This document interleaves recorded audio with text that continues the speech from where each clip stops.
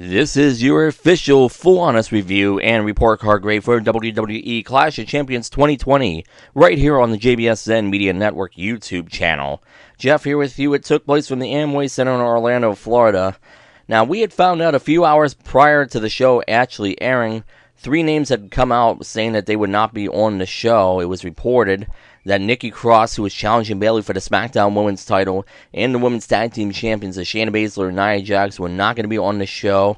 And this was due to them not being medically cleared, as Charlie Caruso would say on the kickoff now. The belief is that it more than likely has to do with the pandemic. It is believed that none of the 3 have tested positive, but they may have come in contact with someone that did test positive. That's according to reports out there. I saw that Dave Meltzer had reported that. So they were kept off the show as a precautionary measure. Now, I did see Nia Jax post a response to WWE on Fox's Twitter saying it was nothing but lies, but I think clearly this was a measure because of the pandemic. So what would happen here? Well, the women's tag team title match would get scrapped. It was postponed. They're supposed to be figuring that out this week on Monday Night Raw, so we'll find out about that. And of course, we'll talk about the SmackDown women's title match when we get to that now. They opened the show as because originally it was supposed to be Asuka and Zelina Vega on the kickoff of the Raw Women's title. They got moved up to the main portion of the card, so something was going to get bumped back, and I kind of figured it was going to be one of the tag team title matches, and that's exactly what it was here. The SmackDown tag team title match was on the kickoff here. We had Cesaro and Shinsuke Nakamura defending those SmackDown tag team titles against the Lucha House Party here. Pretty much basic back and forth here. Really nothing exciting or special about this. This was paint by number stuff here. Just back and forth here for a while. Stuff we've seen from these teams here. The finish comes when Shinsuke Nakamura and Cesaro hit their double team finisher. You had Cesaro with the swing, and then Shinsuke hit the big knee on Lince Dorado, and they got the pin in 1 10 minutes and 46 seconds. So that's what we had there. So they retained. This was expected. I had picked them to retain. So I gave the match a C. Pretty average, pretty basic stuff overall. They opened the main portion of Clash of Champions here. They jerked the curtain with the WWE Intercontinental Championship Triple Threat ladder match here. Jeff Hardy, the Intercontinental title holder, taking on AJ Styles and Sami Zayn, who claims to be the undisputed and true Intercontinental Champion because he never technically lost the title. But this was great. This was easily the best match on the entire show. These guys here really told a great story. And I do feel that they gave this match the time that the women's tag team title match was going to get, so they added it here. And it was worth it here. This was very good stuff. Typical ladder match spots here from all 3 guys here. Jeff Hardy did his big dive off the ladder and all the way down on this with a senton on the Sami Zayn. Sami Zayn was the MVP of this match here. He was bumping crazy for both Jeff Hardy and AJ Styles. He was great here. Also, another one of the big spots here was AJ Styles here. He was on the outside. Sami Zayn was climbing the ladder at one point. He just lawn darted a small ladder into Sami Zayn and caught him flush here as he was going up. Didn't expect that, so we just get towards the finish. Sami Zayn brought out these handcuffs, and he actually handcuffed Jeff Hardy's ear, the lobe of his ear, to one of the ladders. That was a spot I never thought I'd see. That was kind of interesting. And then eventually he tried to handcuff AJ. He fought out of it for a while, but then ultimately he was able to handcuff Styles and Hardy together. He worked his way up the ladder. Hardy couldn't quite get there. AJ almost got there, but Sami Zayn wound up winning here. 26 minutes and 40 seconds. He is the undisputed Intercontinental Champion. I was a little bit surprised, but really, in all honesty, you shouldn't be surprised here because Sami Zayn winning the title. AJ Styles, I knew wasn't going to win because they did announce here on the show that there will be a draft that's coming up here. It had been rumored for quite a while. They're going to do the draft here. October 9th is when it's going to start on SmackDown, then it will conclude on October 12th on that Monday Night Raw. So the belief is that AJ Styles is going to be going back to Raw. There's been all this talk about him and Paul Heyman, who's now with Roman Reigns on SmackDown. They don't see eye to eye. They don't get along. So it looks like AJ's going back to Raw. Jeff Hardy apparently has court dates coming up here for everything that he had gone through in the past that had been postponed for a while. So he's going to probably be tied up with that. So Sami Zayn, I guess putting the title on him here made sense. So 26 minutes, 40 seconds, he won. I gave this an A-. This was great stuff here. Very good work from all 3 guys here. Very well done. So then, of course, we got our stupid 24/7 title segment here. They had R-Truth on the kickoff come out in this god-awful looking costume here. and they were trying to tell him that, it's the night where every title is on the line except the women's tag team titles, and then he could be forced to defend. So we see a situation backstage. R-Truth's into the referee's locker room area there. He's, I guess, trying to look for someone or something. Eventually, Drew Gulak just comes down the hall, just kind of rolls him up from behind. Referee counts, and Drew Gulak wins the 24/7 title in the backstage comedy quote-unquote skit here. It's sad how far Drew Gulak has fallen to be relegated to being in this 24/7 garbage, so this would not be the last of the 24/7 title stuff. We'll see some more of that later on. Next match here was the Raw Women's title match here. We had Asuka defending the Raw Women's title against Zelina Vega here. This match, I didn't think it was that bad. It wasn't too terribly bad. I thought Zelina Vega looked pretty good overall. I thought she held her own. We don't see her wrestle a lot now. If you watched her in TNA way back when she was Rosita and had the TNA Knockouts Tag Team title at one point with Sarah Stock, you knew that she could wrestle a bit. So they had the match here. Zelina Vega looked pretty good. She did hit her flying Hurricanrana at one point. Looked pretty good on Asuka. Asuka ultimately taps out Zelina to the Asuka lock at 7 minutes and 6 seconds. So she gets the win to retain as expected here. So I gave the match a C+. It was fine for what it was. This was originally going to be on the kickoff. This would have been the same result no matter what. So Asuka retaining was not a surprise here. Next match was the WWE United States title match here. We had Bobby Lashley taking on Apollo Crews. This was pretty much the match we figured it was going to play out. Bobby Lashley got 90% of the offense. Apollo Crews did get some hope spots in here. He hit a standing moonsault at one point. He actually hit the big splash off the top for a near fall. Lashley was able to recover because we had MVP on the outside. In Lashley's corner, we had Ricochet in the corner for Apollo Crews. Neither of them really played a factor in the match. I'm not sure why they were out there. Ultimately, Bobby Lashley was able to recover and gets Crews into the full Nelson here. And he gets him to tap out at 8 minutes and 14 seconds to retain the U.S. title as expected. And let's hope this is the end of it here. We do not need to be seeing more Bobby Lashley, Apollo Crews matches here. Apollo Crews needs to move on to something else here. I don't know what it is, but 8 minutes, 14 seconds. We did not see Retribution either, so no sign of them here. There was no, I don't know if they mentioned it, but we never saw them here. They did not make one appearance on the show, so I guess they're allergic to pay-per-view. Bobby Lashley winning was the expected outcome here. I gave the match a D+.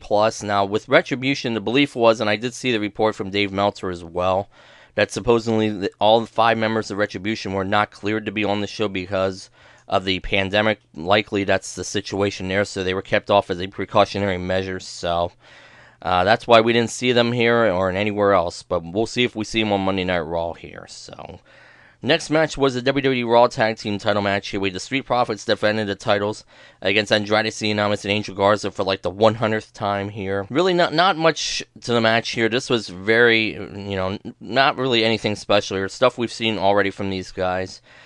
You just get to the finish here. One member of the Profits, I'm not sure which one it was, it hit the spine buster. It might have been Montez Ford. He hit the spine buster on Andrade Cien. He goes to cover him, and the referee counts 3, even though clearly Andrade, I believe it was Andrade who was being pinned here, clearly gets his shoulder up at 2, but the referee counts at 3. And the match ends at 8 minutes and 16 seconds. The belief was that Angel Garza, they thought was injured. He may have injured his thigh or his hamstring or his quad or something along those lines. The belief is that he is not seriously injured, and the area might actually be the hip, is what I was reading as well. So they kind of botched the finish here, which this finish here, this clear botch means we're going to probably get another match between these two teams. They may do it as early as this Monday on Raw. I gave this an F. This was not needed here. They need to unify the tag team titles on both Raw and SmackDown. Hopefully that is coming up soon. They need to do it because the tag team divisions on both Raw and SmackDown are not very good. That's just the way it is. So the Profits retain here. I expect we'll get another match with these two teams down the line yet again. So we see Drew Gulak being interviewed backstage about winning the 24/7 title. Again, it's sad how far this guy has fallen, but R-Truth gets his revenge here. He comes up from behind on Gulak. He nails him with a punch bowl during the interview, and he pins him to win back the 24/7 title for the 40th time. That was according to WWE Stats and Info. He's actually held 45 titles. He's held the 24/7 title 40 times, the Hardcore title twice, the U.S. title twice, and he's also a former tag team champion. So this is his 40th reign as the 24/7 title champion. Again, I don't like the 24/7 title stuff. You guys all know this. I think it's complete garbage. It's just they're trying to go for comedy here, and it doesn't work. It sucks. But that's what we had. That was thankfully the last thing we saw of it for the show. Next up was going to be the WWE SmackDown Women's title match. It was going to be Bayley taking on Nikki Cross, but of course we mentioned that Nikki Cross was not medically cleared. She was not backstage at SmackDown on Friday. That's why we did not see her on the show prior to this event. So the belief was that she may have gotten caught up in the pandemic, much like Nia Jax and Shayna Baszler. So Bayley comes out to cut a promo. She initially offers an open challenge here. Nobody comes out initially. She calls for a forfeit for the referee to come in and raise her hand. But eventually, somebody does answer the challenge. I thought maybe it would either be Alexa Bliss, who we did not see on the show, by the way, or Carmella, the returning Carmella. She's the mystery blonde on SmackDown. We did not see her here as well. Instead, we get Asuka here, who was just in a match with Zelina Vega not very long ago. So she comes out and they have the match here. So I don't know if this was supposed to be a SmackDown Women's title match, which it turned out to be. Really nothing to the match. It goes 3 minutes and 37 seconds. Asuka wins by disqualification when Bayley hits her with a chair. There was really no reason for the match. All this was to set up the returning Sasha Banks here, as expected. I think a lot of us figures that she was going to come back to get some of her heat in on Bayley. She does. Bayley fights her off a little bit, but clearly Sasha got the better of her in this exchange here and tried to go after her with the chair. But Bayley was able to duck out of the ring, and that was it. So they're clearly moving towards that Bayley-Sasha Banks match. More than likely at Hell in a Cell for the SmackDown Women's title. Seems to be the direction they're going in right now. But this whole segment, I gave it a D. You know what? I gave it a D minus. As a matter of fact, the only thing that saved it here, and it sucks saying it because Bayley's in the segment here, but Sasha Banks coming out to get some of her heat was the only thing that saved it. I gave it a D minus. The whole segment, just it came off as a waste. If you were going to do it, you should have just had Bayley come out, cut a promo on Nikki Cross, telling her that she was scared and ducking her, and she could have just went on about that and then just have Sasha attack her either out there in the ring or backstage during a segment later on. There was no reason to have the match with Bayley and Asuka here. Now, I realize they had to scramble to do something here, but I didn't think this was the best approach. They could have done it another way, but that's my thoughts on that. So the next match was a WWE title match. This was the ambulance match with Drew McIntyre taking on Randy Orton. Of course, Drew McIntyre is the champion. Randy Orton getting another shot here at the WWE title. This, it's a typical street fight here. They used the ambulance as a weapon at one point. The big spot here was Drew McIntyre going back first into the windshield. His back was bloodied and messy. It did not look pretty. It was a little gruesome.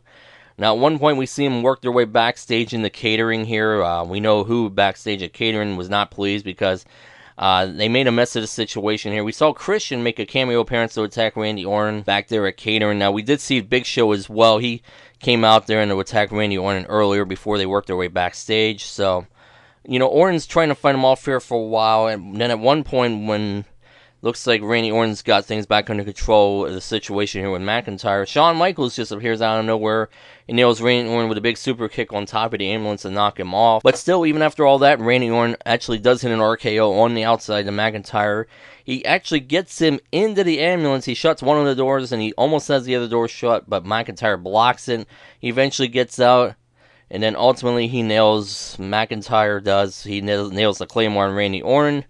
And he eventually gets Randy Orton into the ambulance. He can have the match won, but then he sets up and nails him with the punt kicks. So that was it. The match ends at 21 minutes and 34 seconds. Drew McIntyre wound up winning here. I expected McIntyre was going to win. I think a lot of people expected Randy Orton to win. Clearly, we're going to get another match with these two at Hell in a Cell for the title. It seems to be obvious. Maybe Keith Lee gets involved this time and make it a triple threat. So seems to be the way they're doing it here. And then we see Ric Flair. He actually makes a cameo appearance and actually drives Randy Orton off in the ambulance. He's driving the ambulance. So, for this match, it was way overbooked for my liking. Too much cluster here. Too much activity. A lot of smoke and mirrors here. This was a typical street fight. I gave it a D+. I didn't think this was very good. I know some people were entertained by it. I just thought it was way overbooked for my liking. And look, obviously it's a street fight. There's no disqualifications or countouts. It's an ambulance match, but still way overbooked for my liking. They closed the show here with the WWE Universal title match. Here we had Roman Reigns, of course, with Paul Heyman defending that Universal title against Jey Uso here. A lot of people like this match here. There was just, for me, especially early on here, there was a lot of stalling, a lot of plotting early on here. I did not like that. It really slowed things down. Didn't really like that. Roman got most of the offense eventually once it got going. The offense, I would say looked pretty good here. And I realize they're trying to tell the story of it being a family match here, so I was not a real big fan of the talking here, the trash talking that Roman Reigns was doing here, especially on Jay. Just kind of irritating after a while. But I did like at one point he was intimidating the referee Charles Robinson. That was actually pretty good. Now I realize Roman Reigns has got to get his heel stuff in because he's really making that move to being a heel. So I get that. That's fine. I had no problem with that. But eventually, Jey Uso, he does get some offense, and he does get some hope spots, and he does hit the big splash at one point off the top rope for a near fall. But ultimately, Roman Reigns was able to hit the spear. He could have had Jey Uso beat it at one. He eventually nailed him with another one. And he's basically just toying with Jey Uso. Jimmy Uso actually makes an appearance here. He makes a cameo. Of course, he's out with injury right now. Not likely to be back at the competition to early 2021. He has this towel, and you kind of figured what was going to happen here. Roman Reigns is toying with them. Jimmy and Jay have this conversation here. Jay is telling him not to throw in the towel. He says he's going to throw in the towel. So they go back and forth for a little bit. Roman continues to work over Jay, and eventually Jimmy Uso throws in the towel, and that's it. 22 minutes and 57 seconds. Roman Reigns wins and retains the Universal title, as we all expected here. They protect Jey Uso here because he did not technically get pinned. He did not technically submit here. It was Jimmy Uso throwing in the towel on his behalf. Eventually, of course, the theme was Roman Reigns wanted Jey to tell him that he was the tribal leader, the tribal chief, and all that. He wouldn't do it, but Jimmy Uso eventually does say it. Now, Jimmy Uso had gone into the ring to protect Jey. Jimmy's telling Roman to knock it off, and then Jimmy tells Roman Reigns that he's the tribal chief, and that was how they ended the show. Roman Reigns and Paul Heyman in the ring standing over Jimmy and Jey, and that's how they went off the air. 22 minutes and 57 seconds. I gave this a C-. It's just a lot of plotting and a lot of stalling, especially early and especially late in the match. The middle wasn't too bad. The offense looked pretty good here. Jay got his spots in, which was fine. You had to have him get his spots in, but for me personally, I thought they could have easily shaved 10 minutes off this match and gotten the same exact result. You could have had Roman get most of the offense, and I thought this went 10 minutes too long. Shaved 10 minutes off of it, and I think they could have done exactly what they could have done. But this did not need to go nearly like 23 minutes. I'm sorry. That's just my opinion. So Roman Reigns won and retained as expected, so that was it. That was the official card there. Now let's get on to my final grade for the show here. And by the way, I'll mention as well that Samoa Joe didn't make his return on commentary after 2 weeks for the Raw matches. Again, no reason given why he was out, but he was back here. And they did announce that the draft will be happening on October 9th on SmackDown, October 12th on Raw, like I mentioned. And they did officially announce that the WWE Hell in a Cell pay-per-view will be on Sunday, October 25th, which is the week before they're expected to be leaving the Amway Center and ending the Thunderdome experience here, which I've not been a big fan of, as most of you know. So my official final grade here for WWE Clash of Champions 2020 is a D+. I thought for the most part this was a very underwhelming show. There were definitely some bright spots here. The triple threat ladder match that opened the main portion of the show I thought was great. I thought, Asuka and Zelina Vega wasn't terribly bad. I thought Zelina Vega actually surprised some people with how good she looked. Other than that, I didn't think there was really a whole lot of else that was really all that exciting here. And so that's it. A D+, my official grade for WWE Clash of Champions 2020. Let me know down in the comment section below what your favorite match was and if you agree with my grade. And we'll see you the next time with the next review here on YouTube. Bye for now, everyone.